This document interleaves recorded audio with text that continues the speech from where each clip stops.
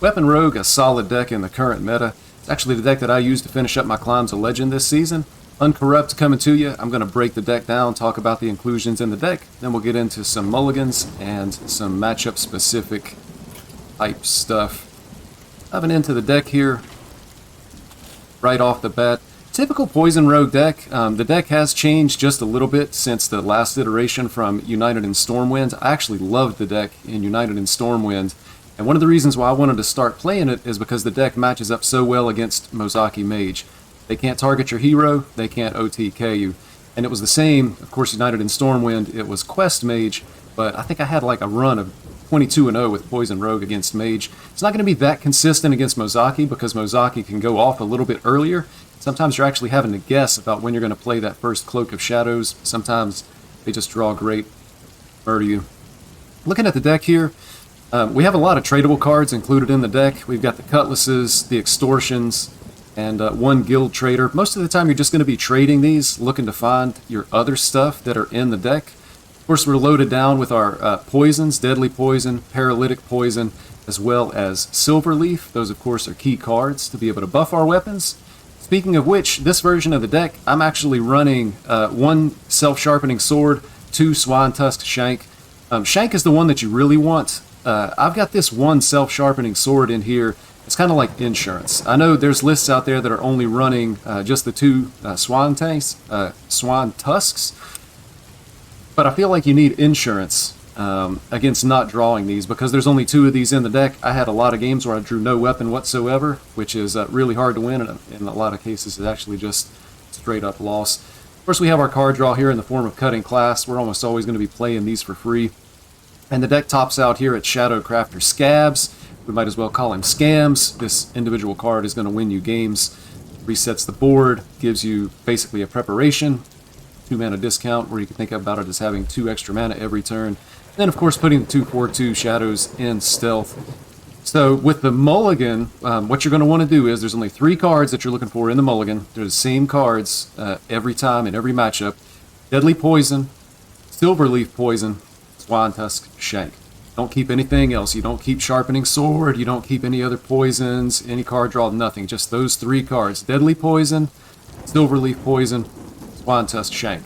Now, if you happen to be against a Paladin, you're going to want to keep Shadowcrafter Scabs. About the only way that you're going to be able to beat these Libram Paladins is to have Scabs, because at some point you're going to have to vanish their board so that you can get more damage in on their face. So, moving into the more matchup-specific stuff, Mozaki Mage, you want to get your weapon, you want to start damaging face, and you're going to have to make a judgment call, assuming you can get a Cloak of Shadows in hand, which you should be able to by the turn 6, turn 7, when they're likely going to be trying to OTK you. You're going to have to make a judgment call. How many Arcane Flows have been played? How many cards have they drawn? Have they been able to use a Siphon Mana to discount their hand? If you feel like you're about to die, you're going to have to play this Cloak of Shadows to make sure that they can't actually get that OTK off. It's something that you're going to have to feel your way through. It's going to take some practice, some experience, but most of the time you'll be able to guess correctly, buy yourself a turn, and then hopefully be able to finish them off in the next turn. Another deck that I'm seeing a lot of, Libram Paladin. I think people are playing Libram Paladins to try to counter all of the Thief Rogues. Thief Rogue, by the way, my most recent video on Thief Rogue, if you're interested in that deck, make sure you check out my channel. I got a great guide for you there. Libram Paladins, you can keep Shadowcrafter Scabs. You're likely going to need this either coined on turn 6 or just outright played on turn 7. So many times the Paladins are going to be playing Taunt Minions. Taunt Minions are our enemy because they prevent us from actually being able to punch face, which is what this deck does so well.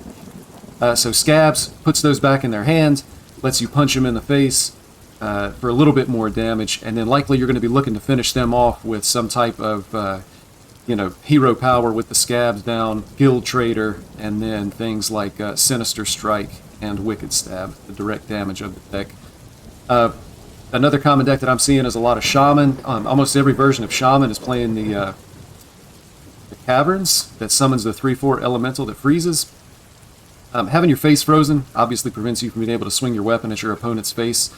Just because you get frozen, or just because they play the Wildpaw Cavern, it doesn't necessarily mean that you're going to lose the game. It just means that you're likely just going to lose one turn.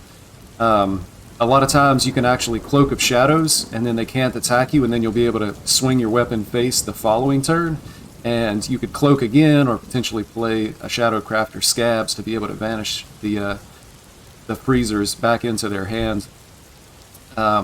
One other note here is if your hero is frozen, for example, the hero that I play Shaman with is actually the Thunder King.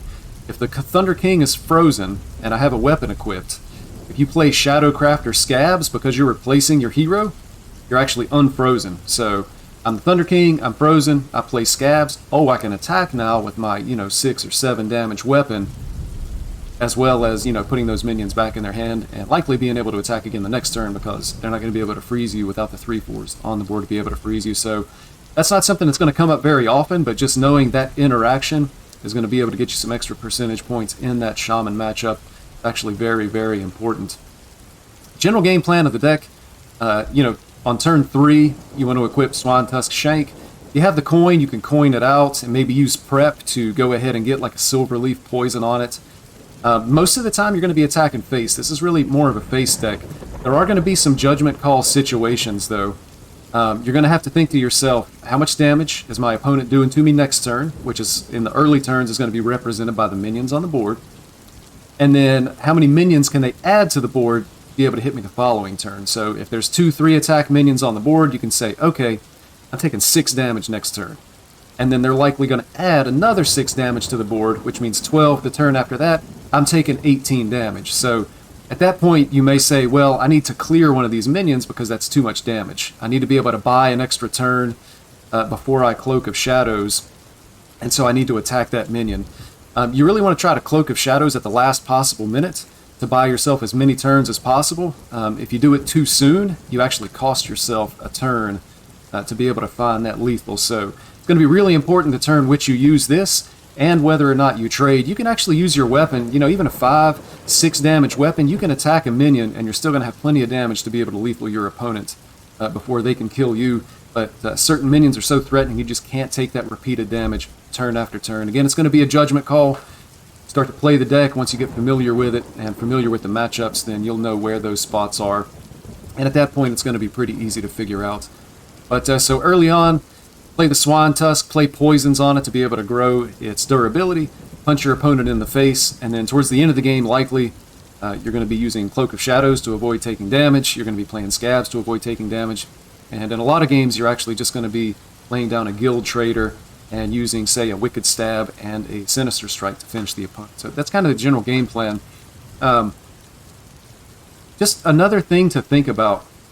If you mulligan correctly, again, the mulligan for the deck is going to be Deadly Poison, Silverleaf Poison, Swan-Tusk Shank. Let's say you mulligan correctly, and in your hand on turn 1, you have a Sinister Strike. Go ahead and play the Sinister Strike on turn 1. Go face. Ship that damage upstairs. You don't want to hold on to it. We're not trying to combo our direct damage cards with Guild Trader every time. That is an option, but that's not the goal of the deck. Same thing with Garrote. If I have Garrote in my hand on turn 2, I'll play Garrote rather than, Hero Power and Weapon Up. You want to get this damage out. The decks that are out there aren't doing a whole lot of healing outside of Libram Paladin, so you don't need to Garrote with Guild Trader on the board and then draw the Garrotes. This is not Garrote Rogue. You can go ahead and take the 2 damage, shuffle the 2 bleeds, and then hopefully draw into those 2 bleeds to be able to get that little bit of extra chip damage. It's surprising how much damage this deck can actually put out just because your weapon ends up getting so big with playing, the Deadly Poisons and the Paralytic Poisons. But you don't want to hold these cards. Make sure you're spending your mana every single turn, getting as much damage to face as you possibly can. Then you're going to be able to get into a position where you can set up lethal. You do have the option to be able to go for like a big Guild Trader, play 2 Garrotes, and then draw your deck and kill them. It's kind of the same style as Garrote Rogue. Most of the time you don't need to do that. That should never be your goal.